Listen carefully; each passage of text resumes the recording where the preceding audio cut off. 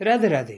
आज आम जाना श्रीमद् भगवद गीता अध्याय 1 श्लोक 46 और 47। जदि माम पतिकार मस्त्रम शस्त्र पाणय धातराष्ट्रा रणे हन्युस्तन्मे क्षमतरम भवेत। अर्जुन भगवान कृष्ण को निज कूलर स्त्री किपरि दूषित हुअन्ति, निज कूलर वर्णशंकर बा अवंचित संतान किपरि जात हुअन्ति आ सेमानकर जन्म किपरि होइथाय, सेमाने किपरि निजर वंश को नरक को नियंती, सेमानक द्वारा निजर सनातन कुल धर्म तथा जाति धर्म किपरि नष्ट हुए, ये सब अर्जुन भगवान कृष्ण को कहि सारिबा परे एही श्लोक रे अर्जुन भगवान कृष्ण को कहउछन्ति कि हे माधव, जदि मो परि निशस्त्र एवं प्रतिकार रहित लोक को धृतराष्ट्रंकर शस्त्रधारी पुत्र माने एही धर्मभूमि कुरुक्षेत्र रे मारी दियंती, ताहले से मो पई मंगलदायक और सुखप्रद हब, किंतु मु सेमानक ऊपर को अस्त्र उठेबी नाही। एवं मुक्त अर्जुन संख्ये रथोपस्थ उपविशत विसृज्य ससरम चापम शोकसम विघ्न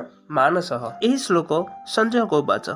संजय एठी धृतराष्ट्र को कहउछन्ति कि महाराज, एठी अर्जुन दुखरे विषादरे निजर प्रसिद्ध शक्तिशाली गांडीव धनु तथा निजर सब किछि तले पकई दे रथर पछपटे बसी पड़ले। ओम तत्सदित श्री भगवद गीता सुपनिषत्सु ब्रह्म विद्यायाम योगशास्त्रे श्रीकृष्ण अर्जुन संवादे अर्जुन विषाद योग नाम प्रथम अध्याय। अतएव एठी आमर प्रथम अध्याय अर्जुन का विषाद योग शेष होला।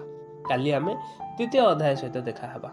वीडियो जदि भल लागुछि ताहले लाइक करंतु, शेयर करंतु आ आपनकर मतामत कमेंट सेक्शन में जणांतु। आ एही परि सहज भाबरे श्रीमद् भगवद गीतार प्रत्येक श्लोक को बुझिबा पई आम चैनल को सब्सक्राइब करंतु।